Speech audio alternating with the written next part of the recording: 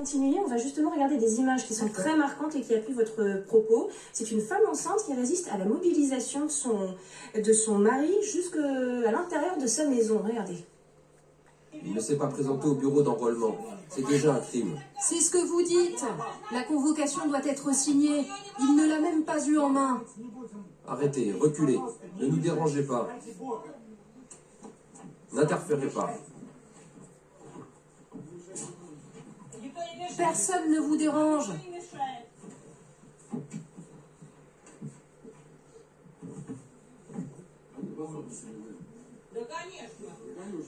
Un criminel particulièrement dangereux est en train d'être appréhendé. S'il était sorti calmement, tout aurait été plus simple.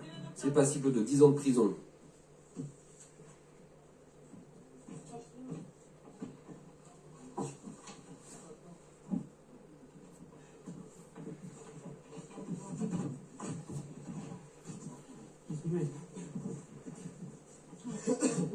Ne signe rien. Je ne vais pas signer quoi que ce soit.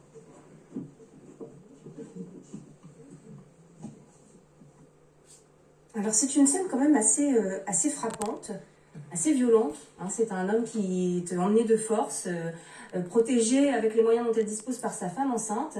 Et ça, c'est exactement ce dont vous parliez à l'instant, Sabine Dulin. C'est-à-dire qu'il y a trois formes finalement de refus de cette mobilisation. Il y a la fuite d'abord, qui est massive aux frontières. Donc on a, je veux dire, entre le début de la mobilisation et la fin septembre, il y avait déjà 260 000 personnes qui avaient traversé la frontière vers le Kazakhstan, la Géorgie, ou alors qui avaient pris l'avion pour la Turquie. Donc, bon, alors là, c'est évidemment la fuite de ceux qui peuvent se permettre cela.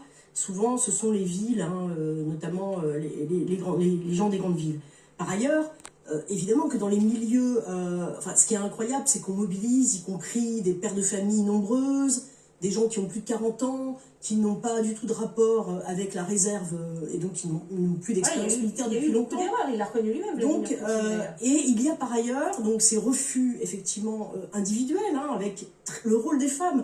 Il faut se souvenir qu'à l'époque des années 90-2000, on avait les comités des mères de soldats qui se battaient contre notamment la conscription et le fait qu'il y avait des brimades absolument atroces dans l'armée russe, des morts de conscrits. Et donc, il y a toujours eu une mobilisation des femmes autour de cette question de l'armée. Et puis enfin, il y a dans un certain nombre de régions périphériques, de républiques périphériques, des manifestations et des refus régionaux de continuer à envoyer des hommes combattre. C'est le cas du Daghestan, c'est le cas de la République de Yakoutie. Donc il y a des endroits où on a décidé qu'on allait donner suffisamment, parce qu'il y avait eu pas mal de soldats qui étaient partis en tant que contrat, donc ceux qui partent sous contrat à l'armée. Et à partir du moment où il y a eu la mobilisation, il y a eu une volonté de faire cesser en fait ce recrutement massif dans ces régions. Oui. Donc il y a différents aspects. Alors ça n'empêche pas qu'évidemment beaucoup de ces jeunes et de ces moins jeunes partent parce qu'ils n'ont pas le choix, étant donné que la loi punit de 10 ans de prison le refus de partir. Oui, alors vous dites que là où ça prend vraiment de l'ampleur, parce qu'on a ces cas individuels, mais il y a quand même déjà une prise d'ampleur du phénomène au niveau régional. Ça, c'est notable. Est-ce que ça peut faire effet boule de neige? Est-ce que ça peut entraîner quelque chose? Ou est-ce qu'on reste dans une forme d'anecdotique?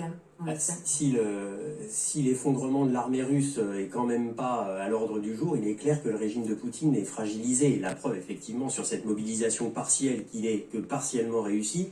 Et la preuve aussi, c'est que Vladimir Poutine cherche des responsables à cet échec relatif, en la personne notamment de Sergueï Shoigu, dont il y a eu plusieurs rumeurs de démission. Et c'est quand même son cercle le plus proche, au-delà même de Prigojine dont vous parliez. Voilà.